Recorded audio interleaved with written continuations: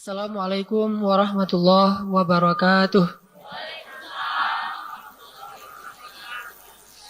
Alhamdulillahirabbil alamin. Alhamdulillahi wa kafa wassalatu wassalamu ala Rasulillahil Mustafa wa ala alihi wa sahbihi ahli sidqi wal wafa.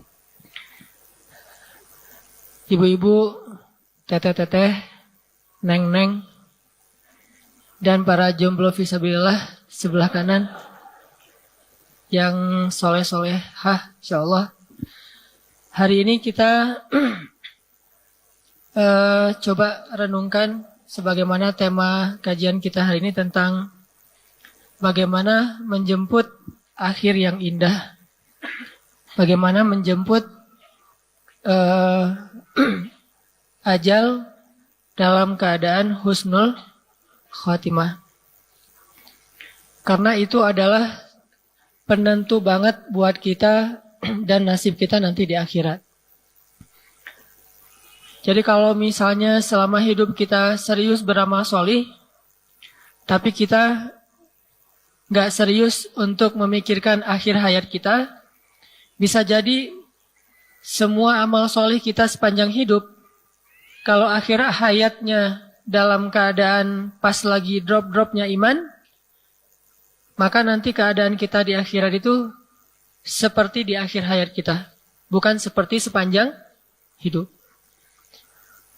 Artinya keadaan kita di akhirat sangat ditentukan oleh keadaan kita di akhir hayat. Itulah penentunya.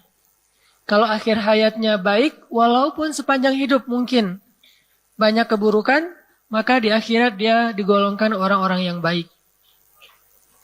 Kalau akhir hayatnya buruk, walaupun sepanjang hidupnya berbuat kebaikan, maka digolongkan di antara orang-orang yang buruk amalnya. Jadi akhir hayat itu penentu banget buat kita. Sama kayak kita ikut, kalau kita lagi di sekolah. Nggak tahu ya, pas ujian harian, misalnya kita selalu dapat nilai bagus. Pas dikasih kuis di kampus atau di sekolah, selalu dapat nilai bagus. Tapi pas menjelang ujian, kita kayak ujian nasional gitu kan. Pas ujian nasional sakit. Kelas 1 ranking 20 lah. Ranking 2 dah. Kelas 1 ranking 2, ranking 1, ranking 2, ranking 3. Pokoknya 3 besar aja. Sampai kelas 3 atau sampai kelas 6 kalau anak SD. Tapi pas ujian nasional sakit. Jadi nggak belajar. Akhirnya dia paksain ikut ujian dalam keadaan meriang. Dia jawab asal-asalan karena kepalanya juga pusing.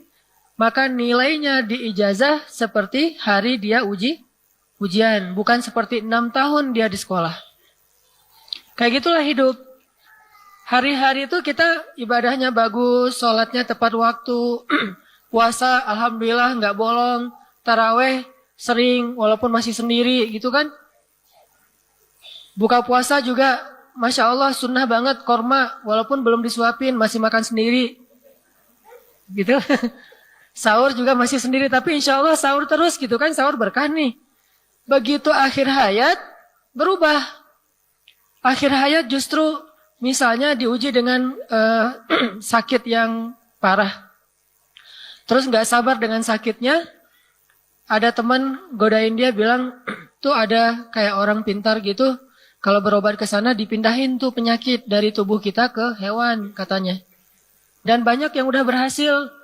Kamu tinggal bawa maharnya, ayam putih, ayam hitam, dan beberapa pernak-pernik lah. Karena dia udah gak sabar dengan sakitnya, dia berangkatlah ke orang pintar, dukun. Dan pulang dari sana, entah sembuh entah enggak, pokoknya dalam waktu 40 hari, amalnya ditolak. Dalam waktu 40 hari. Dan kalau itu ada syiriknya, berarti dia sudah musyrik. Meninggallah dia dalam waktu 40 hari itu berstatus musyrik. Semua amal dia sejak dia balik gugur semuanya. Berarti kan yang menentuin akhirat kita akhir hayat.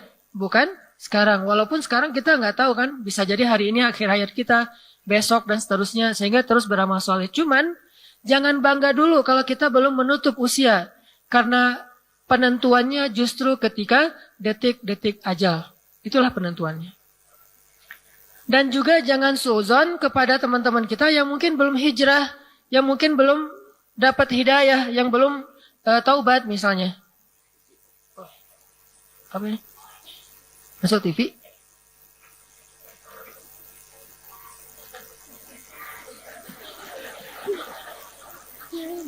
Grogi gini, masuk TV. Ini TV mana nih? MTV, jadi DJ.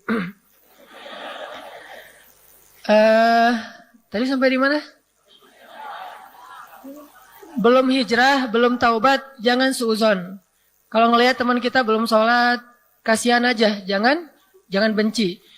Kalau ngelihat teman kita kayaknya masih buat dosa gitu, masih malam nggak tidur, tidurnya pagi, jadi kelelawar gitu kan. Jangan suudzon, siapa tahu dia kelelawar ibadah, yaitu sholat tahajud gitu. Intinya mah jangan suudzon, karena bisa jadi sepanjang hayat dia berbuat dosa nih. Membunuh, berzina, minum, dan segala macam lah dosa-dosa besar. Dia tinggalkan sholat, dia nggak pernah puasa. Sholat aja setahun cuma sekali, yaitu sholat Idul Fitri. Kayak cerita saya itu juga masbuk ya. Udah sholatnya setahun sekali, masbuk pula. Gara-gara nggak ngerti. Dia pikir sholat Idul Fitri itu kayak sholat Jumat.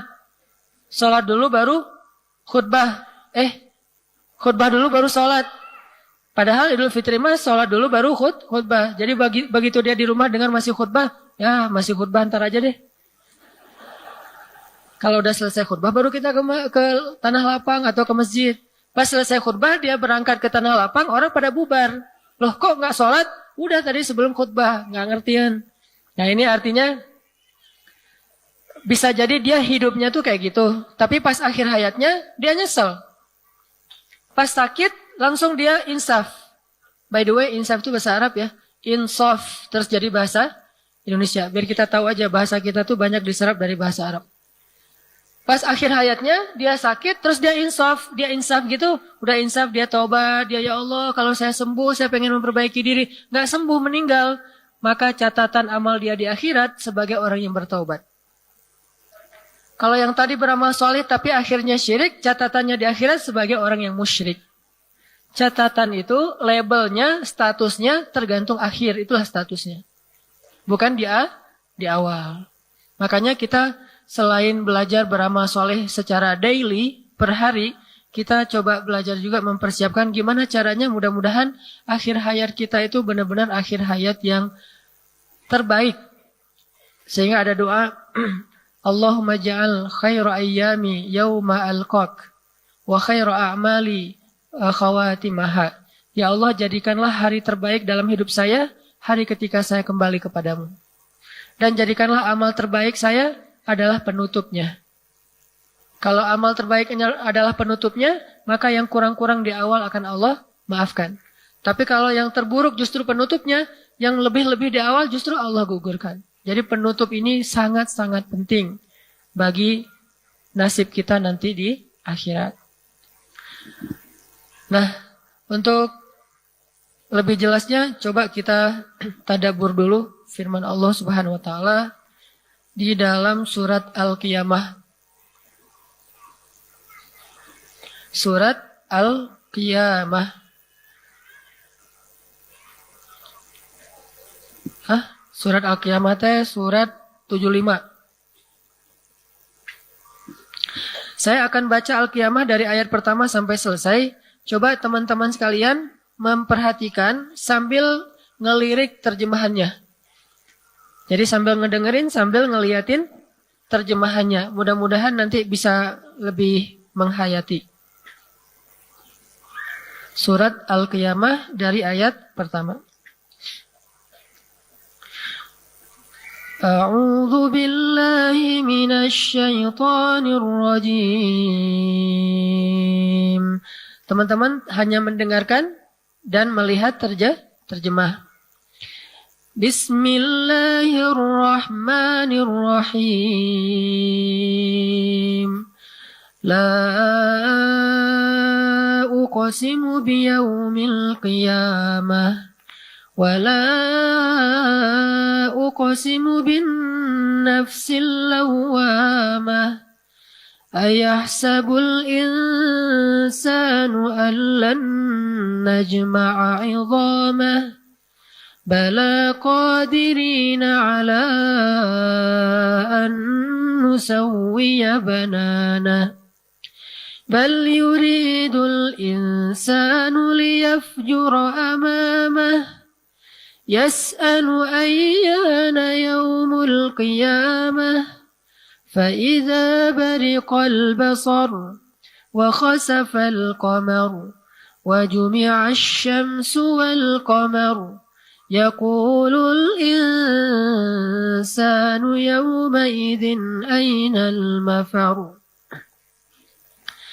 يقول الإنسان يومئذ أين المفر كلا لا وزر إلى ربك يومئذ المستقر ينبأ الإنسان يومئذ بما قدم وأخر بل الإنسان على نفسه بصيرة ولو ألقى معاذيره لا تحرك به لسانك لتعجل به إن علينا جمعه وقرآنه فإذا قرأناه فاتبع قرآنه ثم إن علينا بيانه كلا بل تحبون العاجلة وتذرون الآخرة وجوه يومئذ ناظرة إلى ربها ناظرة ووجوه يومئذ باسرة تظن أن يفعل بها فاقرة كلا إذا بلغت التراقي وقيل من راق وظن أنه الفراق والتفت الساق بالساق إلى ربك يومئذ المساق فلا صدق ولا صلى ولكن كذب وتولى ثم ذهب إلى أهله يتمطى أولى لك فأولى ثم أولى لك فأولى أيحسب الإنسان أن يترك سدى ألم يكن نطفة من مني يمنى ثم كان علقة فخلق فسوى فجعل منه الزوجين الذكر والأنثى أليس ذلك بقادر على أن يحيي الموتى Sadaqallahul Azim. Bapak Ibu teman-teman yang dirahmati Allah Subhanahu wa taala. Surat Al-Qiyamah ini menjelaskan tentang perjalanan akhirat kita secara singkat. Salah satu adegan yang paling luar biasa adalah adegan yang disebutin di ayat 26. Kalla idza balagatit taraqi wa qila man raq wa dhanna annahu al-firaq wal taffatis saqu bis-saq ila rabbika yawma idzinil masaq. Apa artinya? Sungguh apabila nafas seseorang telah menyesak sampai ke kerongkongan. Nah, ini adalah adegan-adegan yang menentukan nasib kita nanti di akhirat. Coba nanti teman-teman sekalian baca khusus ayat 26 sampai sampai ayat 35, satu paragraf kecil ini, dari ayat 26 sampai 35, terutama 26 sampai 30, itu diulang-ulang. Sambil dirasain bahwa kita tuh akan ngalamin proses yang disebutin di ayat ini. Kita semuanya pasti akan ngerasain gimana rasanya sakaratul maut. Teman-teman tahu arti sakarat? Yang jadi bahasa Indonesia juga sakarat? Dia lagi sekarat gitu. Tahu arti sekarat? Sekarat itu dalam bahasa Arab artinya sakit banget. Arti sekarat dalam bahasa Arab sakit banget. Kalau sakit biasa namanya marot. Kalau sakit yang masih bisa diobatin namanya marot. Atau namanya il. Terus jadi bahasa Inggris il. Terus ditambah jadi ilfil. Itu bahasa Arab yang diinggriskan. Terus jadi di Indonesia kan versi kekinian, ilfil. Kalau yang sakitnya biasa banget kayak cuma sekedar kegores dikit, kecubit, itu il. Kalau sakitnya agak parah, harus dirawat, namanya marot. Kalau sakitnya nggak ada obat, namanya sakarot. Kalau udah nggak ada obat, namanya sakarot. Karena sakaratul maut itu nggak ada obatnya. Mau dia keliling dunia, dia berobat di tempat yang paling mahal dengan hartanya pun gak bisa sembuh kalau udah sakarat. Malah ada orang yang justru karena dia punya uang, dia berobat dengan teknologi canggih, sakaratnya lebih lama. Ada orang yang karena gak punya duit, akhirnya dia gak bisa pakai alat-alat canggih, sakaratnya lebih cepat. Tapi kita gak tahu ya, yang mana yang sakarat, mana yang marat. Kita hanya berikhtiar aja. Jangan sampai ketika ada yang sakit, udah lepas saja lah alat-alatnya itu sakarat. Belum tentu kan? Bisa jadi pas dia seminggu pakai alat itu, setelah itu sembuh. Jadi sadar lagi terus jadi sehat lagi. Tapi bisa juga seminggu, sebulan, bahkan ada yang setahun, itu sakarat terus. Terus gimana dong? Kita nggak perlu cari tahu. Kita hanya berlindung kepada Allah dari sakarat yang sulit. Karena Allah lah yang mentakdirkan dia pakai alat atau enggak. Bisa jadi dia orang kaya, tapi pas dia sakit, ada aja cara Allah untuk buat dia nggak usah pakai alat. Akhirnya dia meninggal dalam hitungan jam. Udah aja sakaratnya nggak lama. Bisa jadi dia orang miskin, tapi pas sakaratnya lama. Kenapa? Alatnya dari mana? Ada yang kasihan, akhirnya dibayarin biaya obat sakit segala macam, malah bisa setahun dia pakai alat kayak gituan. Karena kita nggak tahu mana yang marat, mana yang sakarat. Kita hanya ikhtiar yang terbaik. Kayak misalnya ada orang tua kita sakit. Kata dokter, ini kalau diangkat nih, dicabut nih alatnya, kayaknya udah selesai. Nah, tergantung keluarga, mau dicabut atau mau dibiarin. Kita kan pengennya yang terbaik ya.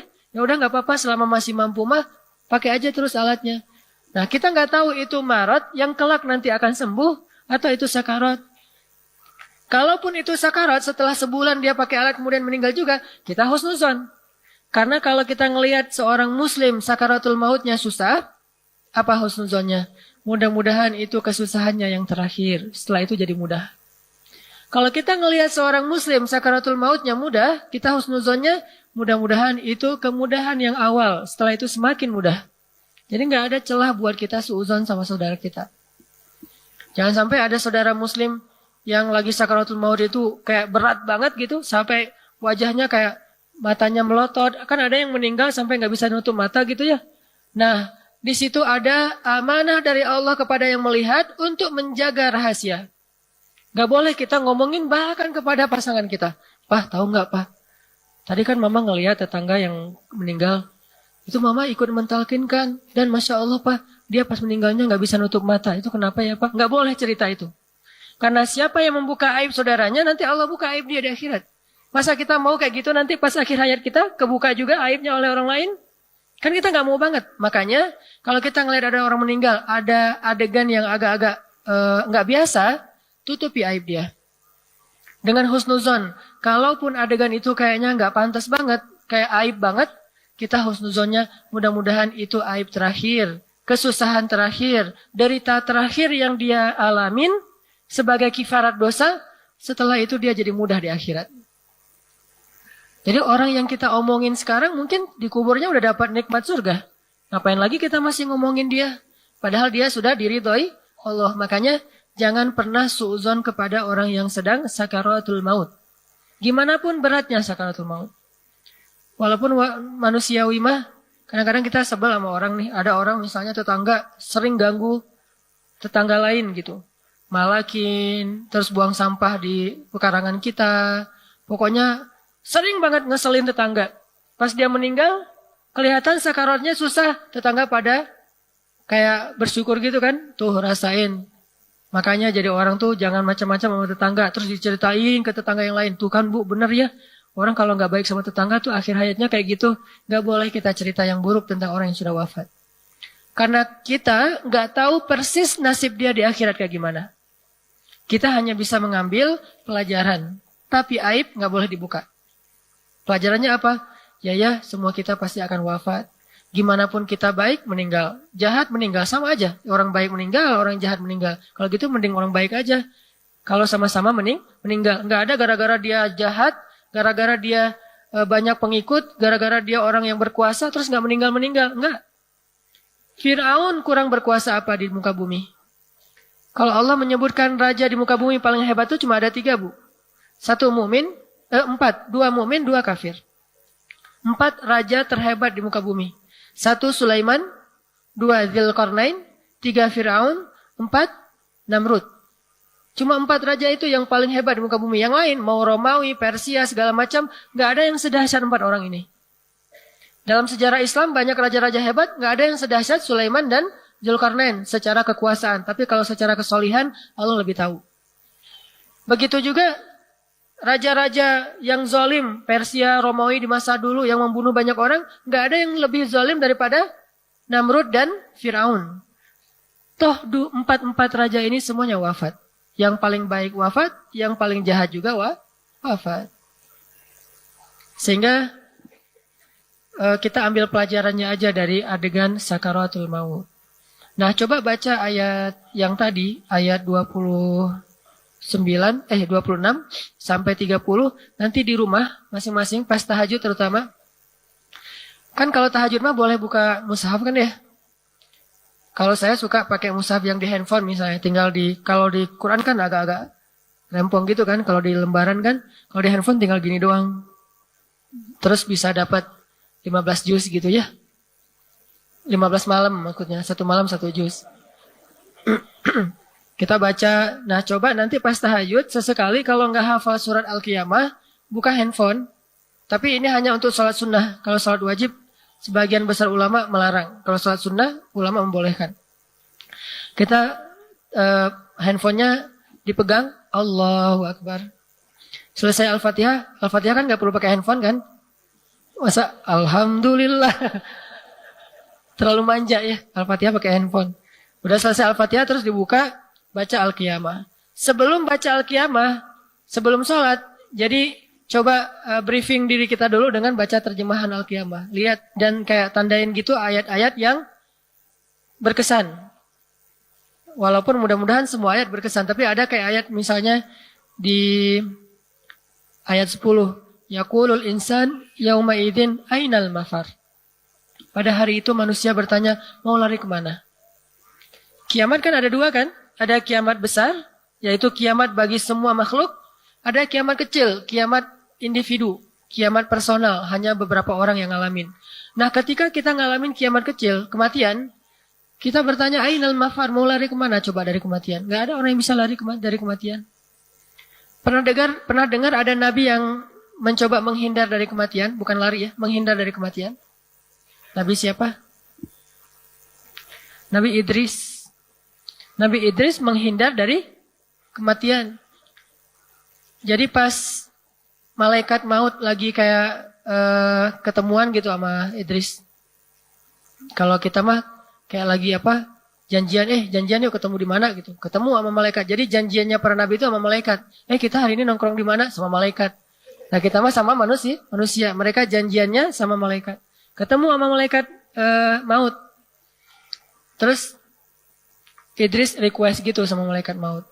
Malaikat, boleh minta sesuatu nggak? Apaan? Boleh nggak ya minta tolong kepada Allah supaya Allah memanjangkan usia saya. Saya nggak mau meninggal dulu nih. Saya pengen berdakwah lebih banyak. Soalnya Nabi Idris paham masih ada beberapa negeri yang pengen didakwahin oleh Nabi Idris. Beliau kan orang yang sangat semangat berdakwah nih. Ngerasa masih ada beberapa tempat yang pengen didatengin. Sedangkan kematian sudah dekat. Makanya Nabi Idris minta ke malaikat, minta dong ke Allah. Kan malaikat yang tahu ajal seseorang. Kalau udah datang waktu ajal saya, minta dong ke Allah. Supaya Allah memanjangkan usia saya. Akhirnya malaikat pergi. Pas waktunya ajal Nabi Idris, datang nih malaikat. Idris, udah waktunya nih. Kata Idris, lah kok cepat banget? Kalau bahasa kita mah, boleh nggak ditangguhkan lagi? Kata Idris. Duh, nggak enak Kamu minta aja langsung ke Allah, kata malaikat. Malaikatnya nggak enak gitu sama Allah. Duh, saya nggak enak. Kamu aja sendiri langsung ke Allah deh, saya anterin gitu. Oh, bisa. Ya udah, yuk naik ke langit dunia, langit ketiga. Naik langit satu, ketemu dengan Adam. Naik langit kedua, ketemu dengan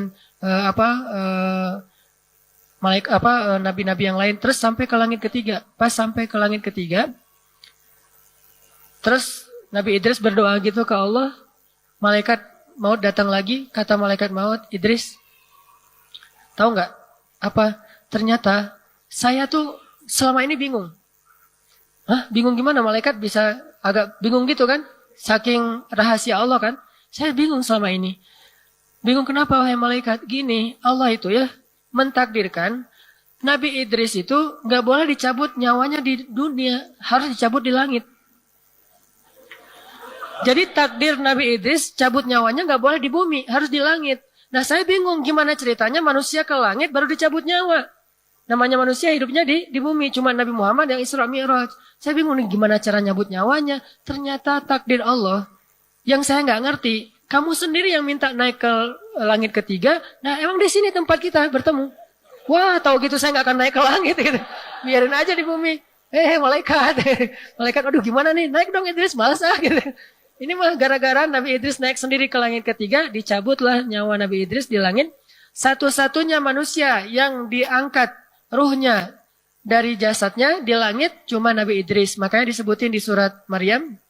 Wadhkur fil kitab Idris innahu kana siddiqan nabiyya wa rafa'nahu makanan aliyya. Kami angkat dia ke tempat yang tinggi yaitu langit ketiga. Coba mau lari kemana dari kematian? Justru ke tempat dia akan dicabut nyawa lah dia akan datang. Gak mungkin kita menghindar. Ke tempat kita menghindar ternyata disitulah malaikat nungguin kita. Wah kayaknya ada malaikat nih di jalan, saya di rumah aja. Malaikat emang di rumah. Wah saya yang malas di rumah, pasti malaikat nungguin saya dari kemarin di rumah. Mending saya lari aja kemana gitu ke laut. Cari ombak misalnya ya, cek spot gitu. Ternyata di ombak. Kita meninggal, nauzubillah gitu ya.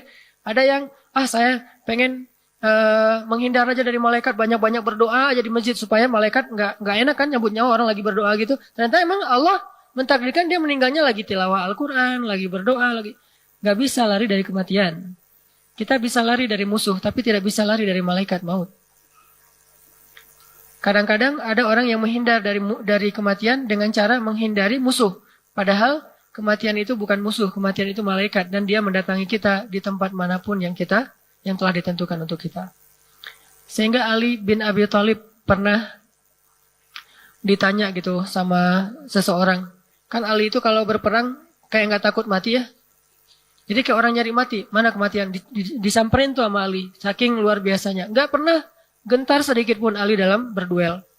Ditanya sama orang, Ali, kamu kok kalau perang itu nggak kayak orang nggak takut mati? Emang kamu nggak takut mati ya? Kata Ali, kematian mana yang harus saya takut? Kematian yang datangnya hari ini? Kalaupun saya di rumah, saya tetap akan mati. Atau kematian yang datangnya suatu saat nanti atau besok, sedangkan kalau hari ini pun saya berperang, saya tidak akan mati. Jadi itu udah pasti, mau saya gimana aja kalau udah ajalnya, فَإِذَا جَاءَ أَجَلُهُ لَا يَسْتَأْخِرُونَ سَاعَةً وَلَا يَسْتَقْدِمُونَ. Kalau menurut saya itu agak-agak mirip dengan jodoh sih. Kita menghindar, dia juga. Kan ada orang yang kayaknya ilfil banget sama cowok itu gitu ya. Ya apaan sih cowok itu goda-godain kita aja. Terus kita kayak mancing-mancing, Neng kemana? Tahu gitu. Apa segala macam. Pokoknya dia ilfil banget, bete sama kita. Tapi ujung-ujungnya jadiannya sama siapa? Sama dia juga. Kan banyak banget kasus kayak gitu. Kayak cerita garam di laut asam di gunung, ketemunya di kuali kan ya. Tetap aja kayak gitu. Ada orang yang kayak teman saya orang Indonesia, jodohnya orang Mesir. Pas lagi kuliah, dia itu paling gak suka loh ke Mesir. Gak suka banget. Kenapa? Malas banget saya ke Arab kata dia. Nih hati-hati ya ngomongin malas ke Arab ya. Malas Arab atau apalah istilahnya. Kayak anti Arab gitu. Padahal Rasulullah juga orang Arab. Dan dalam Islam gak ada bedanya orang Arab dengan orang Ajam. Semuanya sama. Justru kita yang rasial sebetulnya. Islam tidak rasis sama sekali. Karena di antara umat hamba Allah sama aja semuanya. Kita bilang nih, gua malas banget sama Arab segala macam. Ada teman saya kayak gitu persis. Malas banget dia ke Mesir. Kenapa? Gak mau ketemu. Pernah umroh sekali trauma. Kayak ngelihat di imigrasi Jeddah gak rapi gitu. Terus orangnya kerjanya suka-suka. Lagi ngecap paspor gitu sambil ngobrol sama temennya. Salam, ngobrol-ngobrol, ngeteh dulu. Terus orang pada ngantri gitu kan. Bete kan dia, gua gak akan ke Arab lagi. Malas banget. Pas lulus sekolah, diajak temannya, kita lanjutin sekolah ke Mesir yuk. Malas gua mau ke Jerman aja, kata dia. Tes ke Jerman gak ada yang lulus. Ternyata dapat panggilannya justru ke Mesir. Galau kan? Duh, ini ke luar negeri gak ada lain pilihannya selain Mesir. Jerman gak lulus, ke luar negeri yang ke Eropa gak ada yang dapat. Ke Korea waktu itu gimana gitu ya. Sebetulnya pengen ke Korea sih, pengen selfie gitu. Gak dapat juga. Dia satu-satunya tawaran buat dia beasiswa cuma ke Mesir. Akhirnya dengan berat hati dia berangkat ke Mesir. Orang yang dia hindari ternyata dia kecantolnya sama cowok Mesir. Kecantolnya sama seorang hafiz dari Mesir yang keren banget. Dan pas sekarang kalau ketemuan dia bangga gitu. Anak-anaknya tuh semua kayak bule-bule gitu. Arab versi Indonesia. Indonesia versi Arab. Yang rambutnya anak kecil kan. Rambutnya keriting-keriting. Hidungnya mancung. Mancungnya sampai saking mancungnya agak-agak miring gitu. Mancung banget lah pokoknya. Kulitnya putih. Pas kita jalan ke mall tuh semuanya pada pengen nyubit. Anaknya tuh mirip ayahnya semua, gak ada yang mirip ibunya. Dia bangga gitu. Nah, alhamdulillah ya saya dapat ini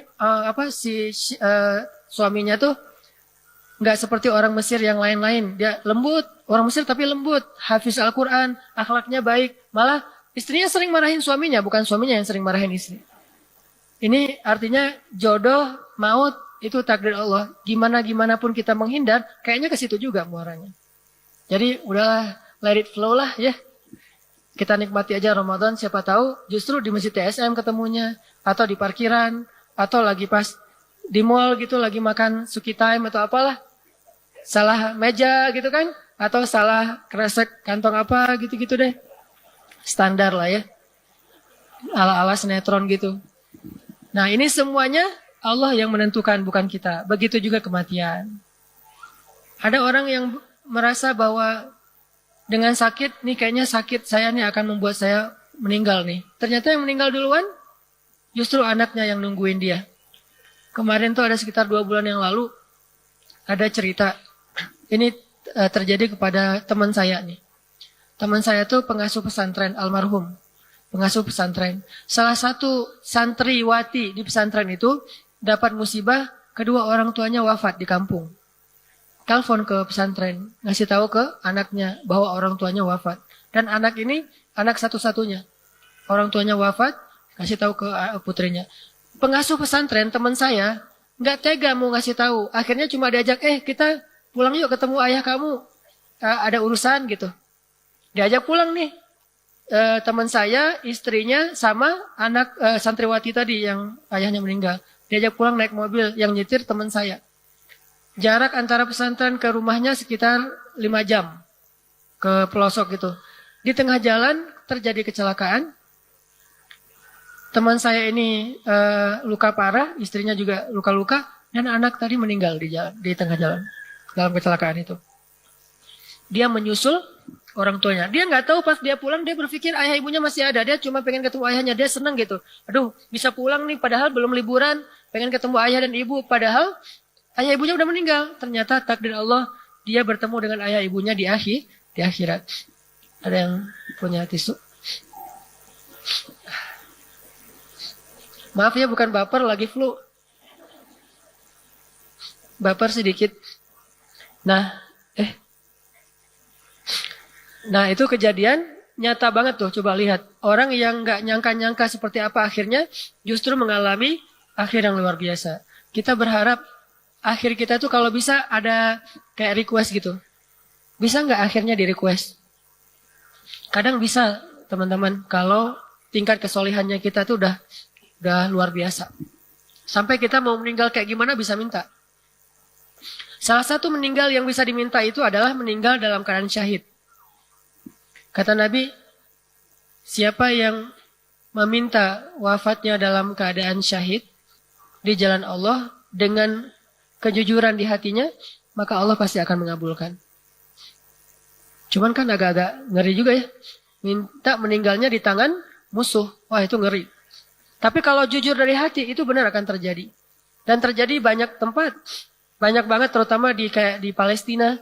Dulu ada Syekh Ar-Rantisi namanya. Salah satu panglima Hamas. Beliau mengatakan semua orang akan mati. Ada yang matinya karena kena kanker. Ada yang matinya serangan jantung. Ada yang matinya ditembak dengan Apache.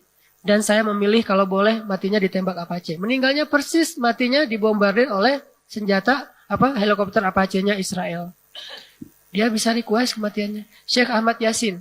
Semua orang akan mati dan akan menghadap Allah. Cuma dia yang bisa memilih, meminta seperti apa kematiannya. Dan kalau saya boleh memilih, saya ingin meninggalnya dalam keadaan terbunuh oleh musuh setelah selesai sholat subuh. Persis wafatnya Syekh Ahmad Yasin, habis sholat subuh berjamaah di masjid, keluar dari masjid baru di teras, ditembak oleh rudal Israel dan meninggal. Sampai kursi roda beliau, tubuh beliau hancur. Persis seperti yang diminta. Cuman meminta kematian yang kayak gini kan gak sembarangan orang bisa ya. Nah kita kayaknya, ya Allah yang nyaman-nyaman aja lah. Yang penting husnul khotimah gitu mah. Jangan sampai hancur lebur kayak gitu. Tapi kalau para pahlawan kita dulu, Sudirman dan para pahlawan-pahlawan kemerdekaan kita dulu, pasti mereka yang dicari itu justru. Sampai kayak di Aceh itu istilahnya, kalau di Aceh kan perang melawan penjajah namanya perang Sabi. Perang Sabilillah. Yang sekarang berubah menjadi jomblo. Sabilillah juga. Sama-sama Sabilah. Kalau dulu perang Sabi, sekarang jomblo Sabi. Gak ada hubungannya sih. Nah kalau kita pengen meninggalnya request, salah satunya meninggal dalam keadaan syahid. Kalaupun meninggalnya di atas tempat tidur, insya Allah tetap dapat pahala syahid. Asal jujur dari hati. Abu Bakar itu kurang soleh apa? Pengen banget meninggalnya syahid. Tapi qadarullah meninggalnya di atas tempat tidur. Apalagi Rasulullah. Nah yang lebih parah lagi Khalid tuh. Yang hampir setengah dari hidupnya itu ada di medan perang. Tapi meninggalnya di atas tempat tidur. Sampai Khalid ketika sakaratul maut sakit keras. Dia kayak ngeluh gitu ke teman-temannya. Teman-temannya ini kan panglima militer semua. Jadi jenderal-jenderal bintang 4 pada ngumpul. Pengen mengantarkan jenderal bintang 5 ke peristirahatan terakhir. Khalid lagi sakit keras. Kata Khalid, duh kenapa saya jadi gini ya? Kok saya yang hidupnya banyak di dalam peperangan, tapi meninggalnya di atas tempat tidur. Saya nggak rela banget, kata Khalid. Masa saya yang dikenal sebagai jenderal yang gagah, meninggalnya seperti seekor onta tua yang sudah tidak berdaya, kata Khalid. Apa kata teman-temannya? Ya Khalid, engkau itu adalah pedang Allah. Dan Allah nggak rela pedangnya dipatahkan oleh musuh. Makanya meninggalnya tidak dalam keadaan dipatahkan. Baru Khalid terhibur. Oh gitu. Kalau kita masih sempat-sempatnya kegeeran kalau kita mah ya. Kita kan kalau mau meninggal juga masih GR. Kalau para solihin enggak. Engkau adalah pedang Allah dan Allah enggak rela kalau pedangnya dipatahin sama musuh. Akhirnya bantu saya berdiri, bantu saya berdiri. Saya enggak rela dicabut nyawa dalam keadaan terbaring. Kesatria banget lah pokoknya Khalid. Enggak rela dicabut nyawa dalam keadaan terbaring. Akhirnya minta dibantuin berdiri. Berdiri, kemudian dia menghadap ke arah kiblat. Dia katakan, ya Allah, saya serahkan diri saya kepadamu. Saat itulah dicabut nyawanya dalam keadaan berdiri. Wafatnya seorang kesatria. Gak mau wafatnya tidur. Kalau kita baru sakit dikit, mana tempat tidur, tidur. Kalau Khalid gak mau tidur saya mah. Itu sakit paling parah kan, sakarat yang gak ada obatnya. Tapi dia gak rela dalam keadaan duduk, apalagi terbaring. Pengennya dicabut nyawa dalam keadaan berdiri. Jadi siapa yang mau merasa dirinya lebih hebat daripada Khalid? Baru panas DB dikit, udah dirawatkan. Khalid enggak, dia pengen berdiri. Orang meninggal bisa milih, termasuk Ikrimah. Gimana pun jelek ayahnya Ikrimah yaitu Abu Jahal, anaknya tuh luar biasa loh, kesatria paling keren. paling tangguh. Kalau kita baca sirah Nabi dan sahabat, kita akan takjub. Itu lebih daripada semua film-film Hollywood. Achilles, Hector, Hercules, siapa tuh? Gladiator gitu, Maximus. Pokoknya siapa aja lah, termasuk yang di film-film kayak Lord of the Ring, film-film kolosal gitu. Itu semuanya fiksi, tapi dalam Islam aktor-aktor sehebat itu, superhero, itu ada semuanya. Dan lebih hebat daripada adegan-adegan Hollywood. Cuman karena kita belum ada Hollywood, nggak difilmkan. Makanya butuh sutradara-sutradara yang keren, orang-orang perfilman yang keren, yang mau berdakwah dengan keahliannya. Bagi saya dakwah itu bukan cuma ceramah, tapi segala potensi bisa dipakai. Ikrimah, gimana kematian Ikrimah?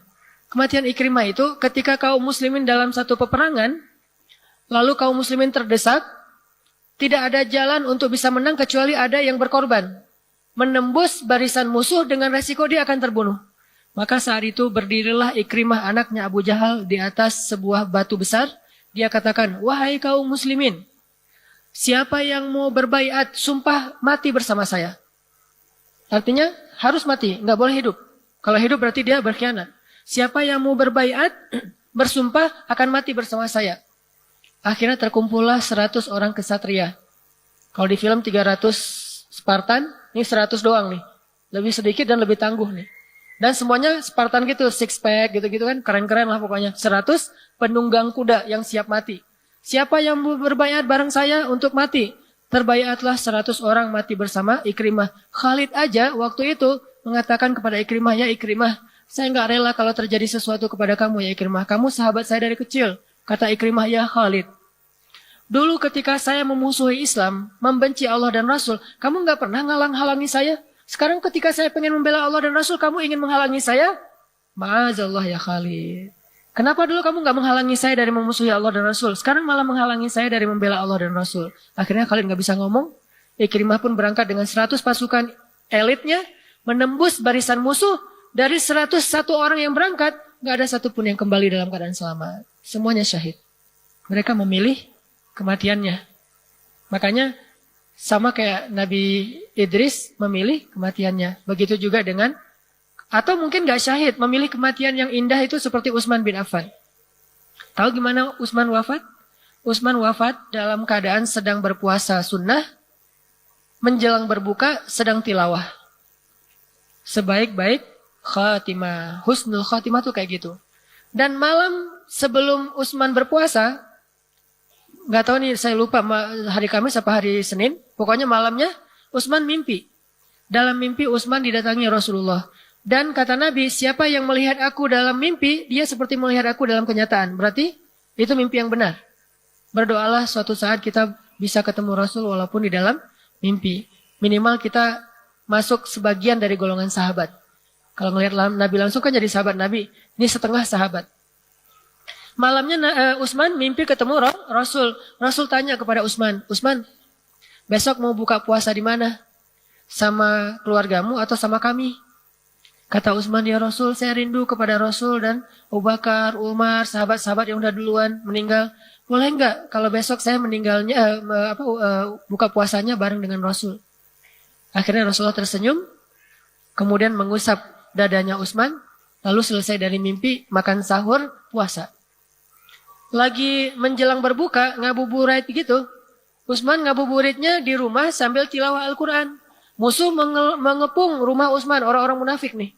Akhirnya mereka berhasil masuk dan menghujam ke tubuh Utsman, pedang mereka, sehingga Utsman pun terbunuh dalam keadaan darahnya muncrat di halaman Al-Quran yang sedang dia baca. Dan dia dalam keadaan menunggu waktu berbuka, nggak sempat berbuka. Artinya dia akan berbuka bersama Rasulullah SAW. Begitulah mereka memilih kematian. Kok bisa memilih kematian? Kan enak banget tuh. Kalau tadi kan ceritanya hidup sepanjang hidupnya itu beramal soleh, meninggalnya su. Sepanjang hidupnya berbuat buruk, meninggalnya husnun. Kalau ini meninggalnya bisa pilih. Termasuk Rasulullah juga gitu. Rasulullah tuh meninggalnya milih loh. Rasulullah didatangin malaikat Jibril, ya Rasulullah, ini cuma nanya doang ya. Gitu, enggak, Rasulullah udah siap? Enggak, Rasulullah ini cuma nanya doang. Mau dicabut nyawa sekarang atau ntar aja? Kalau bilang ntar aja, saya balik lagi nih. Yang datang bukan malaikat maut, Jibril yang datang. Pemimpinnya para malaikat. Kalau yang lain kan yang datang langsung malaikat mautnya. Siapa nih? Saya malaikat maut. Enggak, saya Jibril. Terus apa hubungannya dengan kematian? Saya akan bilang ke malaikat maut, kalau Nabi bilang enggak, saya akan bilang jangan datang dulu, itu kekasih saya, jangan dekat-dekat loh gitu. Ini malaikat Jibril yang ngelindungin Rasul coba. Jadi Rasulullah itu meninggalnya di request sama malaikat Jibril, ya Rasulullah, engkau diberi pilihan oleh Allah antara kembali kepada Allah sekarang atau nanti. Jika engkau bilang nanti, kami akan kembali lagi. Tapi biasanya orang yang dikasih pilihan kayak gini pasti jawabannya sekarang aja. Kenapa kita nggak dikasih pilihan? Pasti jawabannya nanti. Datang malaikat, Ustaz Hanan, gimana Ustaz? Mau sekarang nanti? Boleh nggak 10 tahun lagi? Pasti gitu kan? Atau ntar aja deh, kapan-kapan. Dalam waktu yang tidak ditentukan gitu kan ya? Unlimited lah pokoknya. Karena kita jawabannya udah pasti bisa dibilang unlimited, nanti ntar aja. Makanya nggak ada request. Biasanya orang yang di request itu udah pada siap.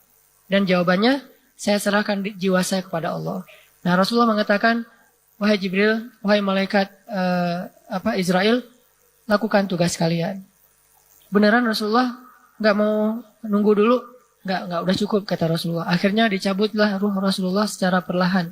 Rasulullah aja yang dicabut ruhnya perlahan itu sakit banget. Gimana yang lain yang dicabutnya suka-suka malaikat? Ini siapaan sih? Tarik aja. Gitu. Kalau Rasulullah maaf ya, nyabu dikit. Ketika Rasulullah tersentak itu dikit, aduh maaf ya Rasulullah. Gitu malaikatnya hati-hati sama Rasulullah. Kayak dokter yang lagi nyuntik putranya sendiri, kan beda. Kalau putra orang, cap langsung.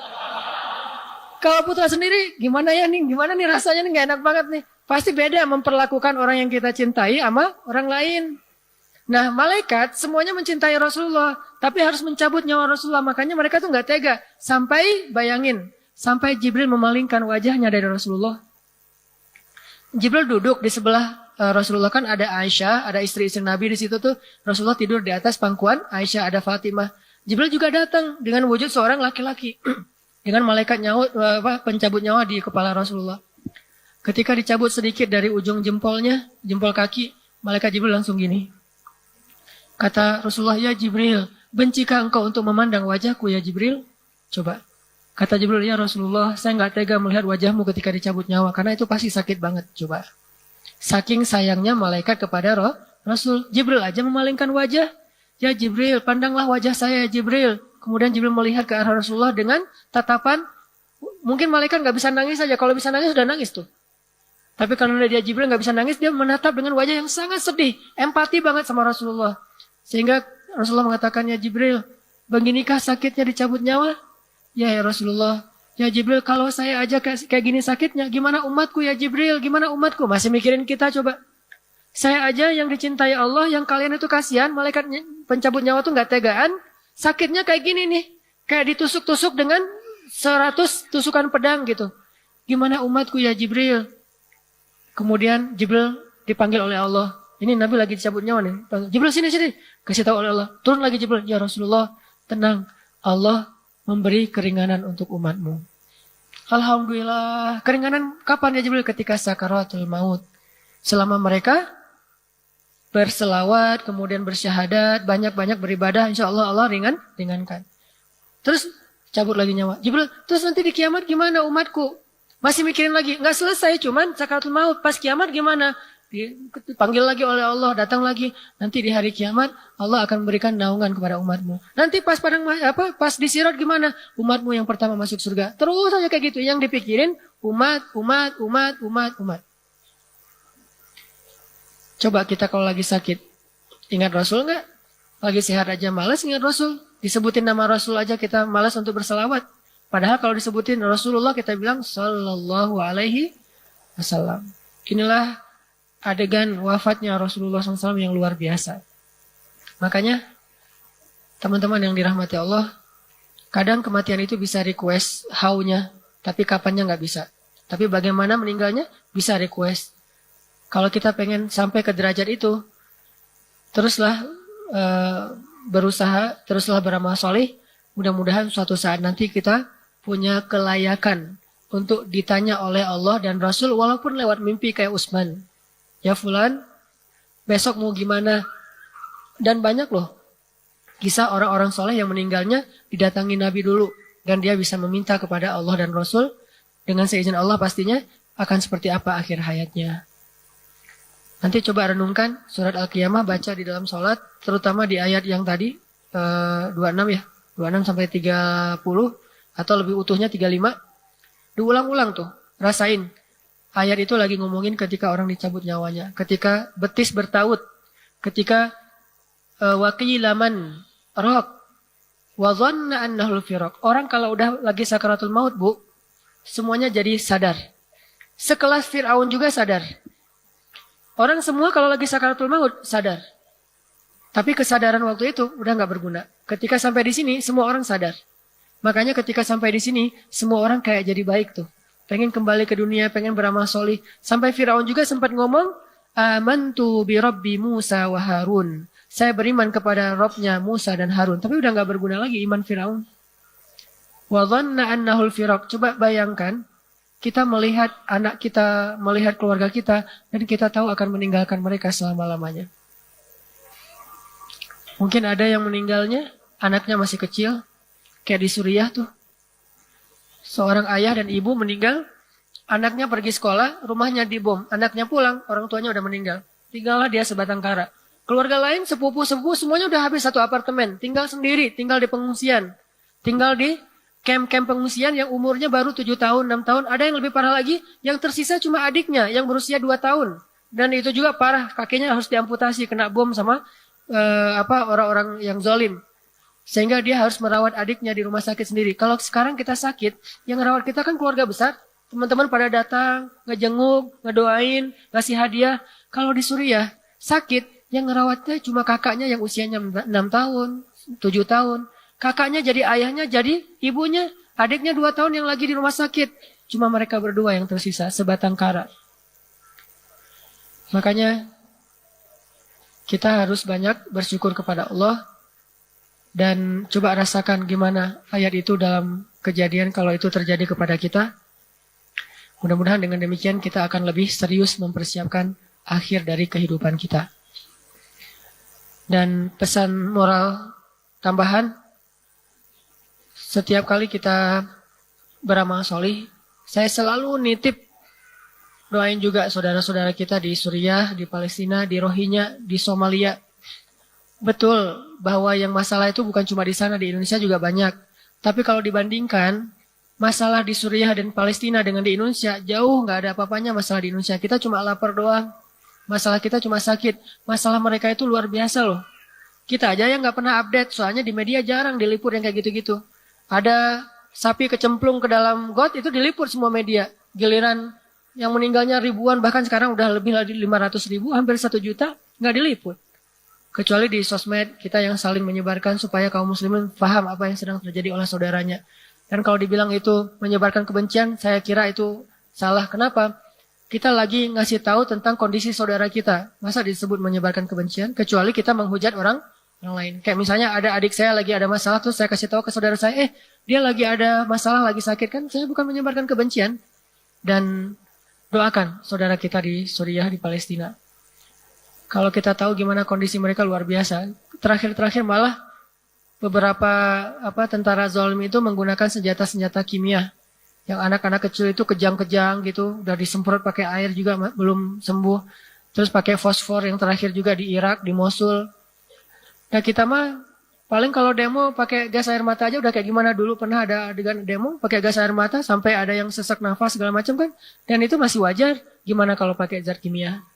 Jadi doain mereka, jangan egois.